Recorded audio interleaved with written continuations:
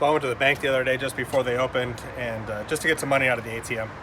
And there was a little line waiting outside the door, and I thought nothing of it. I thought people were just waiting to get in the bank because they hadn't quite opened yet. I walked up to the ATM, and one of the ladies at the end of the line said, "There's no money in it."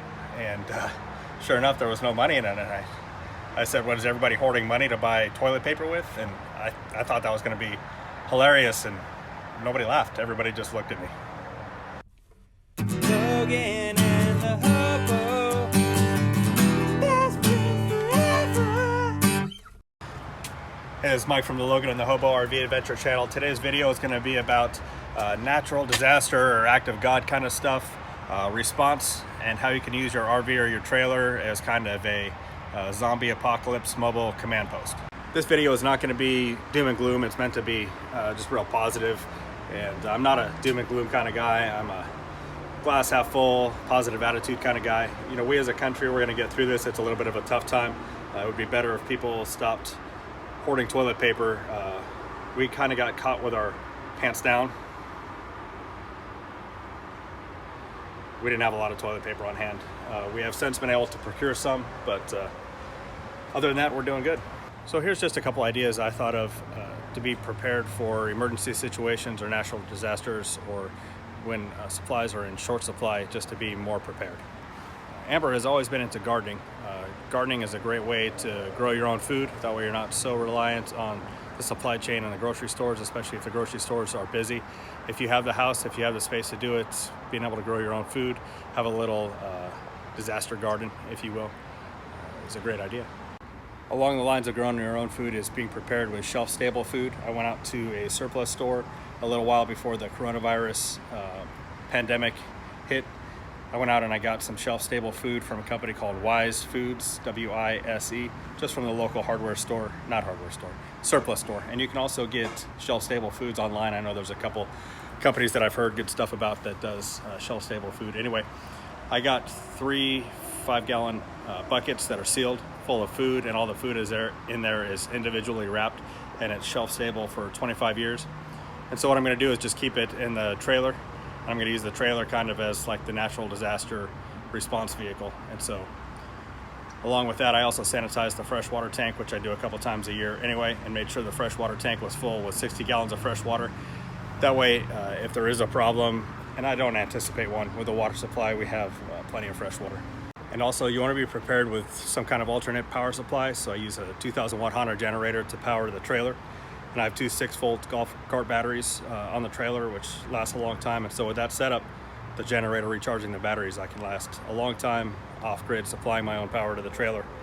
I went out and I stocked up on some gasoline. I got a couple extra gas cans, filled them up, and I'm just going to keep them in the garage on hand, so I can run the generator for probably 6 months or 8 months if I had to, powering the trailer. Just as a precaution. I don't think the fuel supply is going to be a problem. I don't think there's going to be a shortage there, but just in case, to be prepared. And with all this stuff, you don't want to be hoarding it. You don't want to be taking more than your share. You want to think about other people and what they need too. Just take, what you need and build it up gradually over time. I haven't talked about it very much on the channel, but I'm a firm believer in exercising your Second Amendment rights, and probably now more than ever is the time to do it. I know that it's hard to obtain things like that right now. There's a high demand for it, but this time will pass, just like with all this other stuff. We'll get through this as a country, as a global community. This time will pass, and we'll be able to move on. And what you can do now is realize the things that you were not prepared for, and then make a note of it. And when you're able to get stuff again in full supply, prepare, stock up for the next time anything like this happens, and hopefully it doesn't. But that's another thing that we're prepared with is ammunition and weapons. Like I mentioned before, this video is meant to give hope. We're definitely going to get through this. We've gotten through tough times before in this country. We'll be able to recover. It might take a little while, but it'll happen. And so, don't get discouraged, especially if you're stuck at home. Find productive things to do. If you're stuck in your trailer, if you're stuck at home, now's a great time to tackle all the little projects that you didn't have time or energy to do before. Or if you're home with your family, just spend more time with your family. You got to look at the bright side and find positive ways to look at it. And of course, be courteous of everyone else. Try to help people. Don't just be selfish and thinking about yourself and what you need. The only way we're going to get through this successfully is if we band together. All right, so just in addition to the common sense stuff you want to do to be prepared, like keeping your vehicles and your house and your trailer well maintained, the things I wanted to point out specifically in this video, there's a couple things.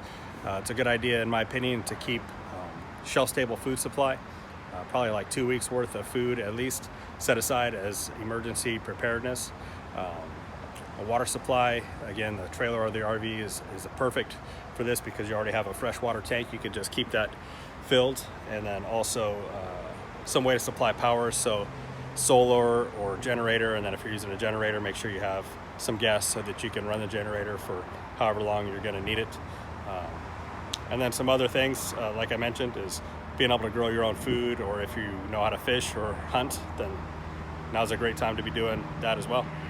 Although I've always believed in being prepared, this current coronavirus situation has shown me how unprepared I was. And so when this is over and the supply chains are back intact and you can get everything easily again, I'm definitely going to take some measures to stock up on the things that I realized I was lacking in. Toilet paper. And again, I am not advocating for hoarding. Now is not the time to try to stock up on stuff. Now is the time to just shop normally, get the normal stuff you need so that there's enough for everybody.